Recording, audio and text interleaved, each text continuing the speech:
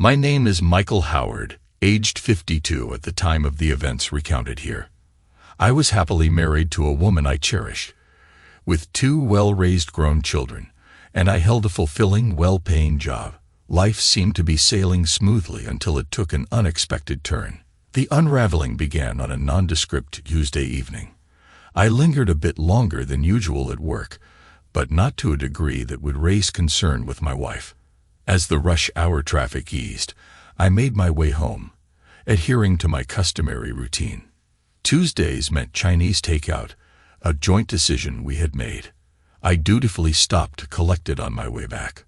Upon arriving home, I pressed the button to lower the garage door, grabbed my briefcase and the evening sustenance, and entered the house. It was a scene reminiscent of a typical Tuesday, with me playing the role of the provider, returning to our modern-day cave to appease my partner's hunger.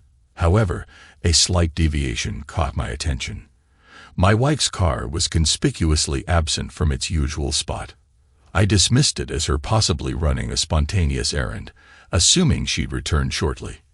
Leaving the food on the kitchen table, I hoped to preserve its warmth, prepared to reheat it in the microwave if her delay persisted. I strolled down the hallway toward the front entrance, then made a turn at the stairs, ascending to our bedroom to change into something more relaxing. This routine was typical for me on a weeknight: return home, slip into comfort, and indulge in a meal. 10 minutes later, I descended the stairs and called out, "Mia, are you back?" Silence greeted me. Pondering her absence, I mused, where could she have gone? Perhaps she left a message. There was no sense of panic, just a growing curiosity. Entering the living room, my eyes fell upon the coffee table where I found it. It wasn't the note I anticipated, but rather one that I could never have fathomed. It read, "Dear Mike, I regret having to do this, but there's someone who urgently needs me. I received their call today, the kind that demands an immediate response. I'm sorry to leave without warning, and I understand this will be challenging for you. Please believe that my love for you surpasses everything, and I'll be back as soon as possible. I hold our life together, dear, and I hope to resume it soon.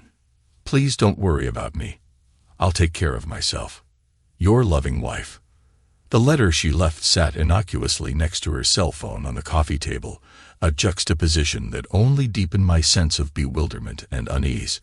Confusion gripped me as I grappled with the enigmatic contents of her note. Someone who needs her, but who could that be? And why the secrecy? With each passing moment, panic tightened its grip. Where has she vanished to? How could it be so urgent that she couldn't even provide a hint? Why abandon her phone? When will I hear from her? This wasn't the typical note a wife leaves her husband when planning a late return. Panic soon yielded to fear, then simmered into anger. How could she leave like this, without a proper explanation of her whereabouts or intentions? Darker thoughts began to surface. Why abandon her phone? What could possibly justify such an action? As the questions multiplied, a sense of foreboding settled in, leaving me to grapple with the unsettling silence and uncertainty that now permeated the room. I read her letter again, hoping for some clarity, but it remained as cryptic as before. There is someone who needs me. I got their call today. It's one of those calls that you have to answer when it comes. Anger surged within me. Who does she think she is? She's not a secret agent, not a super spy, not the surgeon to world leaders. Where could she possibly be? Yet beneath the anger lay a deeper concern. I feared for her safety. I was certain she needed my help wherever she was. I longed to reach out to her, to hear her voice, and reassure myself of her well-being, but I had no means of contacting her. As the evening wore on, and dinner grew cold, I found myself stuck in a loop of worry and frustration. Eventually, darkness descended, adding to the weight of uncertainty. It was well past nightfall when I finally made the decision to reach out. I called her sister, our friends, and eventually our children. Yet, no one had any answers, or perhaps they weren't willing to share. My attempts only succeeded in alarming our kids further. I tried to downplay the situation, but my own anxiety betrayed me. I left them with a promise to keep them updated, but deep down, I knew I had only added to their distress. Now, anger mingled with guilt as I blamed her for causing unnecessary worry, even though I had played a part in it myself. I scrutinized the letter once more. I cherish the life we have made together, and I hope to return to it when I can. Those words didn't suggest a swift return. Fear gripped me tighter, and though I tried to convince myself otherwise, I couldn't shake the feeling of dread. Attempting to quell my rising panic, I dialed the hospital. No sign of her. Next, I contacted the police, only to be met with the frustrating news that I couldn't file a missing persons report until 48 hours had passed, unless it involved a child. The absurdity of reporting a grown woman as missing, especially one who could easily pass for a decade younger, left me feeling helpless and frustrated. I thanked the authorities and hung up, no closer to finding her. I forced myself to eat, but the food held no appeal. I stored the uneaten meal in the fridge, then settled in the dimly lit living room, hoping against hope for her return. But the hours passed, and she remained absent. Exhaustion finally claimed me, and I dragged myself upstairs to bed, where sleep eluded me. The following morning, I woke to the cold emptiness of her side of the bed. Reality crashed over me anew, and I lay there, grappling with the overwhelming uncertainty of her whereabouts.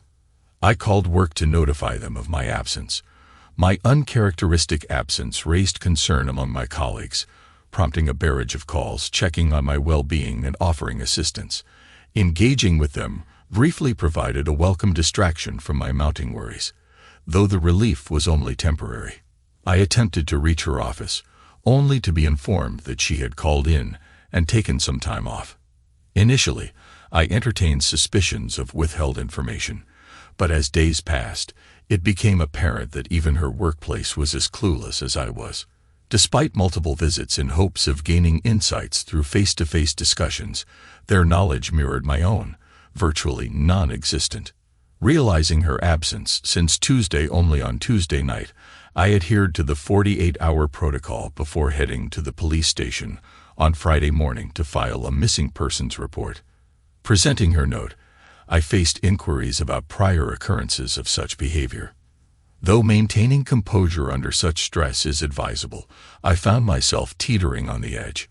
Threatened with charges if I didn't restrain my emotions, I reluctantly settled into a chair, avoiding any perception of being a volatile suspect. Upon completing the paperwork, the officers nonchalantly suggested the cliché scenario of a spouse absconding with a lover, adding insult to injury. Suppressing the urge to lash out, I left with a bitter, "Thanks for nothing," as my only retort. The supposed motto of, "to protect and serve," felt hollow in that moment. Returning home, I slumped into a chair, feeling the weight of stress bearing down on me, threatening to unravel my composure. With no constructive action to take, I resumed my calls to friends and relatives, making a conscious decision to shield our children from unnecessary worry. However, they beat me to it, reaching out to inquire about their mother's whereabouts. In a heart-wrenching moment, I reassured them with a fabricated confidence, masking the turmoil brewing within me. Deceiving my own flesh and blood felt like a betrayal of the highest order. How does one navigate such a conversation with children whose concerns are entirely justified? As the night progressed into Wednesday, my initial outreach prompted a deluge of incoming calls from concerned loved ones. Initially benign, these inquiries morphed into palpable anxiety by Thursday, with demands for updates on my efforts to locate Mia. By Friday, some calls bore a thinly veiled hint of accusation, hinting at the erosion of goodwill. If the barrage of calls on Friday felt suffocating, Saturday's onslaught of visitors was nearly unbearable. Friends and family descended upon me, initially offering words of solace before probing into uncomfortable territory. Questions about our relationship, potential discord, and Mia's state of mind became a relentless barrage. Yet, a final blow came from Mia's own mother, her voice trembling with fear as she dared to ask the unthinkable. "Are you absolutely certain you have no idea where she could be?" I erupted in a fit of anger. a rare occurrence in my relationship with my mother-in-law, Peggy. What on earth are you insinuating, Peggy? Do you honestly believe I'd fabricate something as serious as this? No, Mike, of course not. It's just... Her voice trailed off, leaving a tense silence hanging in the air. For heaven's sake, Peggy, just say it, I demanded. Meeting my gaze with a look that seared into my memory, Peggy uttered words that pierced through me. It's just that she's never behaved like this before. Suppressing my rage and sorrow, I buried my emotions beneath a facade of calmness. Do you think I'm unaware of that? I responded evenly. Peggy trembled visibly, her husband attempting to diffuse the tension. Mike, we understand you're doing everything you can. Can you please share what you do know? Perhaps we can brainstorm together. I acquiesced with a nod, and we sat in solemn silence as I recounted the scant information I possessed, primarily emphasizing the absence of concrete leads.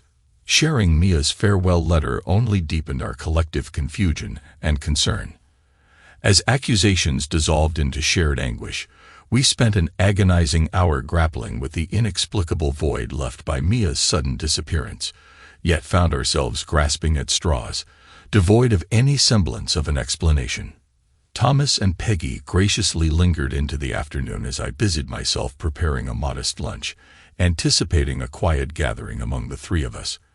However, our home became an impromptu hub of activity, with a continuous stream of well-meaning friends arriving at our doorstep, bearing trays of food and cases of beer. Each visitor sought answers, eager to understand what had transpired and what information I possessed.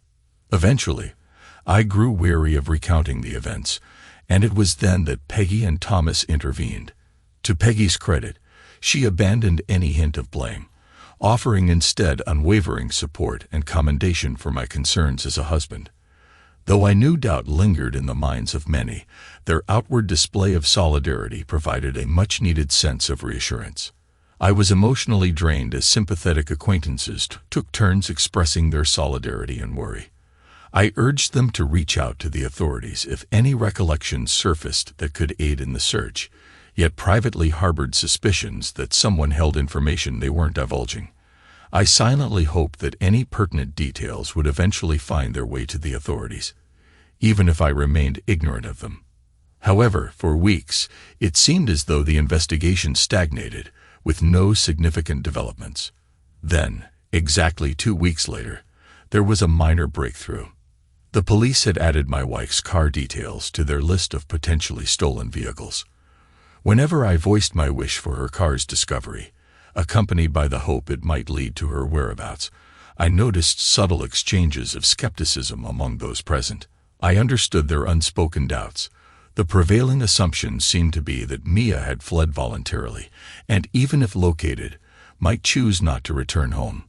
Attempting to maintain a semblance of normalcy, I reluctantly ventured into work, only to find myself utterly ineffectual, prompting colleagues to urge me to return home.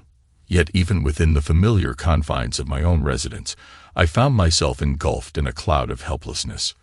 Days blurred into a relentless cycle of futile efforts, making fruitless calls, scouring the streets in search of her car, and entertaining paranoid thoughts of friends harboring her, though the notion seemed preposterous.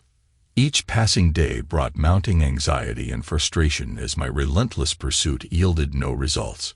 Driven to the brink of desperation, I sought counsel from my lawyer, who recommended engaging a private investigator, citing my legal prerogative.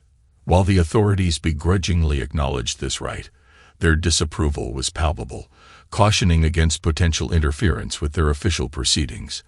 Faced with their admission of having no substantive leads, I bluntly reminded them that the addition of a private investigator wouldn't impede their existing fruitless efforts. Though they bristled at my candor, they conceded to my decision.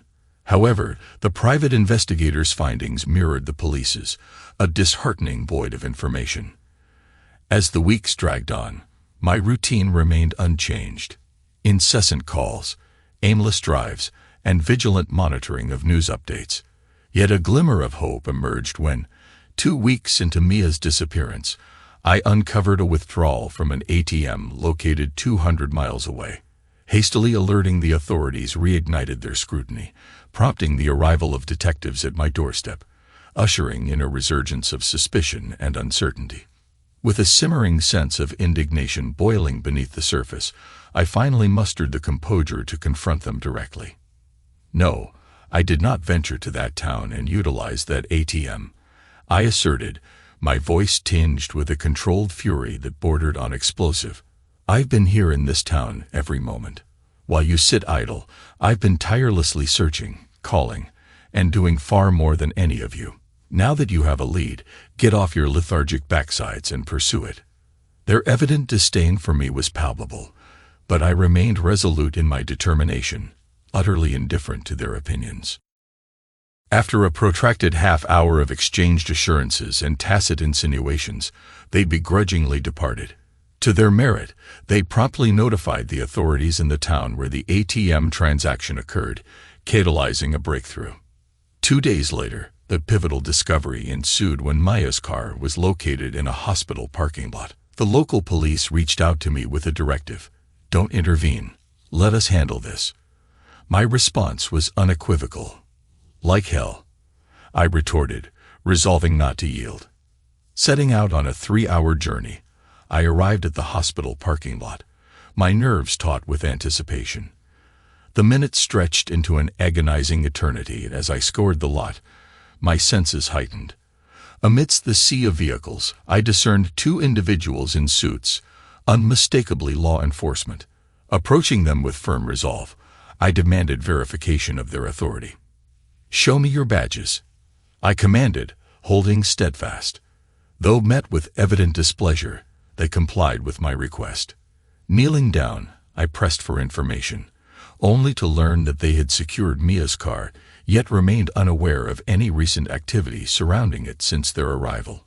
Upon learning that the authorities had already inquired about my wife, I offered insincere gratitude and asserted my intent to do the same, despite my mounting frustration. The tension in the air was palpable, and it seemed I was rapidly accruing new acquaintances in law enforcement circles. At the hospital's front desk, my inquiries about my wife yielded no results, mirroring their ignorance regarding the parked car outside. Opting to join the surveillance effort, I saw no reason to conceal my intentions and requested permission to observe from the backseat of their vehicle. Perhaps it was the first time I had caught a cop off guard since this ordeal began, but to my surprise, they acquiesced, and I settled in beside them. Over the next hour, I briefed them on the scant information I possessed.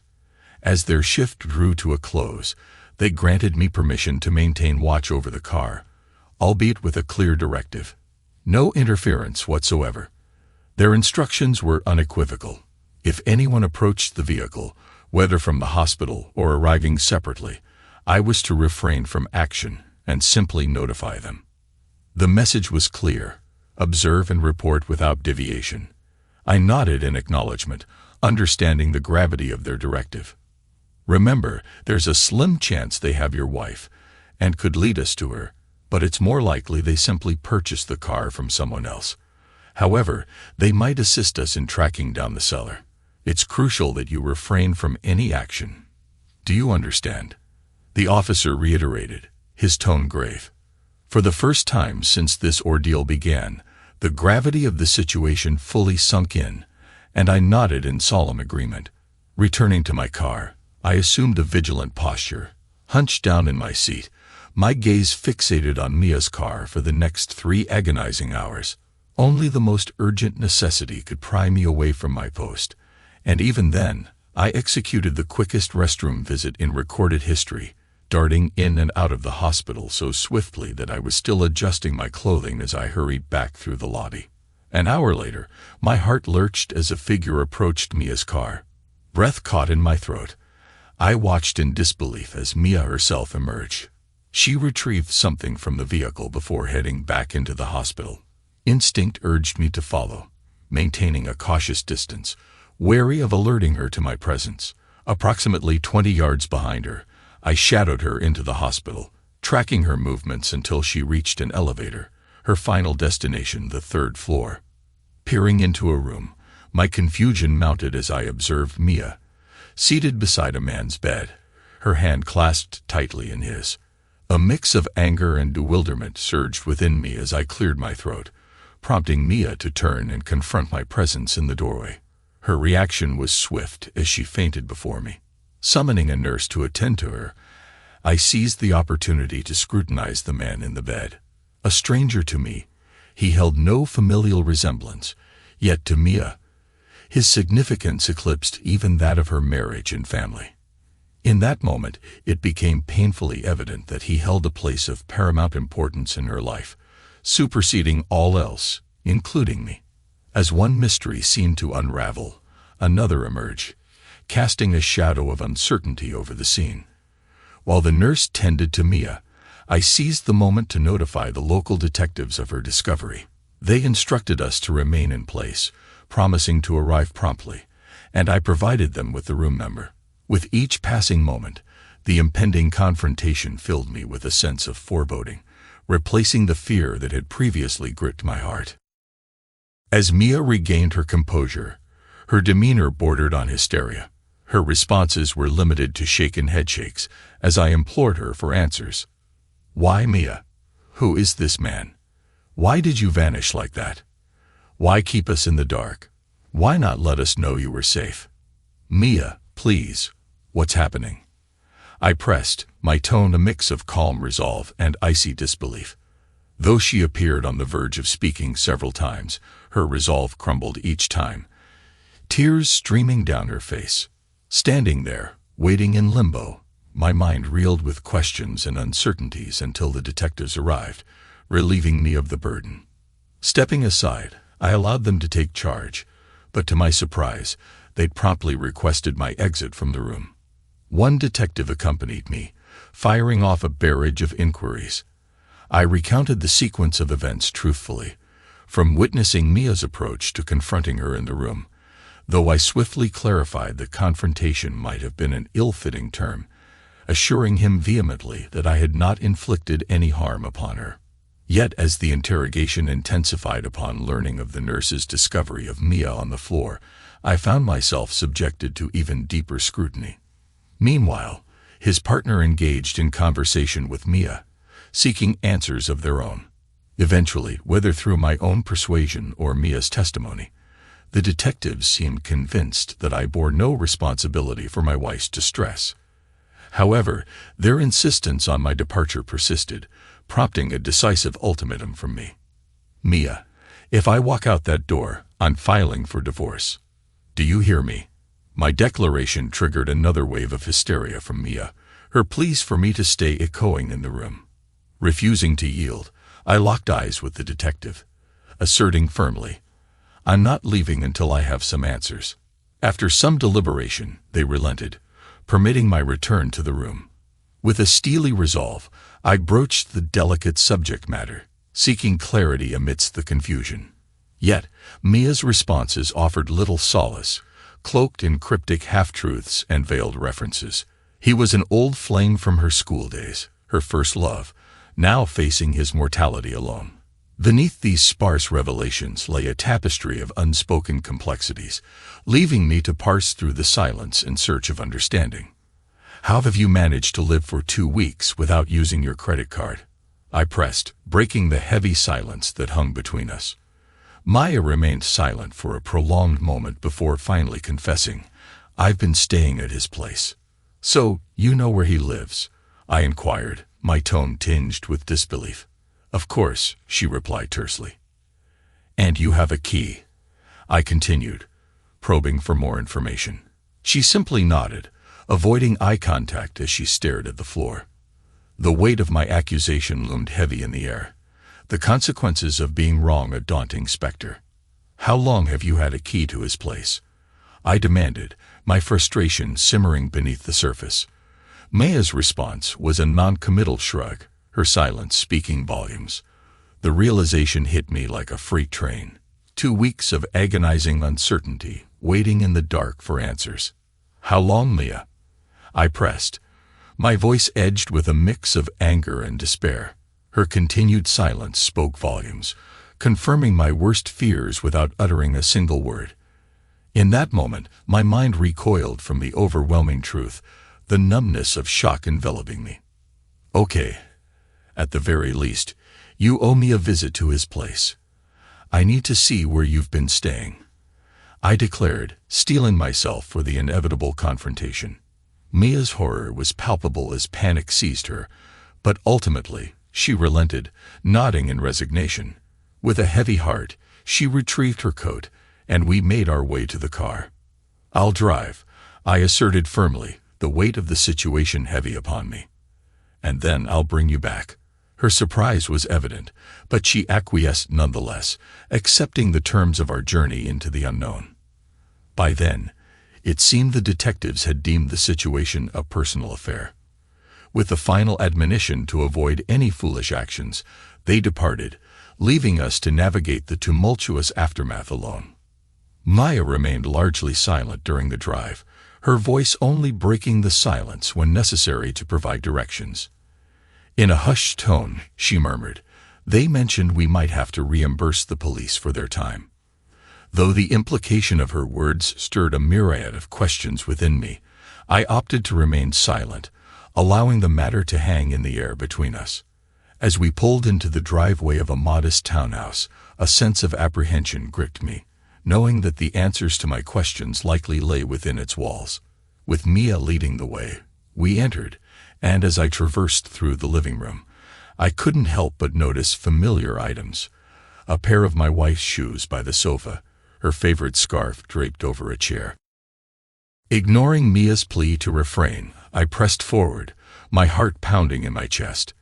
Entering the master bedroom, the evidence became irrefutable. Mia's belongings littered the room. Her clothes were strewn across the unmade bed and chair, and her makeup adorned the dresser. It wasn't until I opened the closet and beheld duplicates of her favorite dress and a collection of shoes in her size and style that all doubts dissipated. These were not items hastily packed for a trip. They were possessions meticulously kept here. With a sinking feeling in my gut, I realized that if I were to delve further into the drawers, I would undoubtedly find her intimate apparel. The room exuded an atmosphere not of everyday habitation, but rather of rendezvous, reserved for fleeting moments of shared intimacy and the warmth of entwined bodies after a night of dinner, dancing, and clandestine liaisons. Retreating to the living room, I found Mia perched on the edge of a chair, her gaze fixed upon the floor in silent contemplation. "So, is there anything you need to tell me?" I queried, my voice heavy with resignation. She shook her head slowly, her silence speaking volumes. "How long, Mia? It's evident this isn't a platonic relationship. How long?" I pressed, my frustration mounting as she shrugged, feigning ignorance despite her obvious awareness. "And who is he to you?" I probed further, steeling myself for her response. After a prolonged silence, she confessed in a feeble voice, "He was my first. We were together when we were in school." I debated whether she referred to high school or college, ultimately concluding that the distinction mattered little in the grand scheme of betrayal. "How long have you been seeing him behind my back?" I demanded, a mixture of anger and anguish seeping into my tone. Her reaction was visceral, a sudden jerk of her head betraying her reluctance to confront the truth. "We reconnected about 7 years ago," she admitted, her voice trailing off as she recalled the gradual progression from innocent lunches to clandestine rendezvous. "Before you slept together," I interjected, forcing her to confront the harsh reality. She nodded slowly, confirming my worst suspicions. "So you've been cheating on me for 6 years. How do you manage it? Does he come here? Do you go to his place?" I fired off, my bitterness palpable. Her immediate response was defensive, her head snapping up as she vehemently denied any encroachment upon our shared space. "I've never brought him back to our home. I swear it. I wouldn't do that to you," she insisted, her anger palpable. I nodded, a cruel satisfaction settling over me. "So you'll betray me, but you draw the line at bringing him into our house." "How noble," I remarked, the sting of betrayal searing through me. Though her fury was evident, She couldn't refute any of it. Following a lengthy silence, Mia uttered the words that every betrayed spouse dreads to hear. I never stopped loving you. He never took anything from you. I swear it. It was just a few nights every year, and you had me forever. It was a line straight from the cheater's playbook, a feeble attempt to justify her infidelity. Yet, despite recognizing the futility of arguing, I couldn't suppress the need to confront her deceit. He took at least some of the love you said you had for me. I countered bitterly. You kept a part of your heart for him. Because of him, you lied to me repeatedly. You took vows with me, but you gave him a part of yourself that you said was only for me. Don't tell me he never took anything from me. He took it all, even if you don't think so. Mia wept, and I stood there in silent resignation, knowing that our relationship had been irreparably shattered. The urge to lash out, to seek vengeance, briefly flickered within me, but I quelled it with a heavy sigh. There was no point. He wasn't coming home. Come on, Mia. I'll take you back to your lover's bedside, I announced wearily, my voice devoid of emotion. Mia's tears flowed anew, but I had no solace to offer her. My heart was broken, and the pain was unbearable. As I drove her back to the hospital, Mia pleaded with me, her desperation palpable. Michael, please, just give me a little time. He has no one. I can't let him die alone. I'll be home soon, she implored, her words punctuated by sobs. I'll be home soon, and we can get back to our life together. Please, I do love you. I swear it. I simply nodded, my silence a testament to the finality of our relationship. By then, I think she knew it was over. The journey back home passed in a blur, my mind numb with the weight of betrayal and disappointment.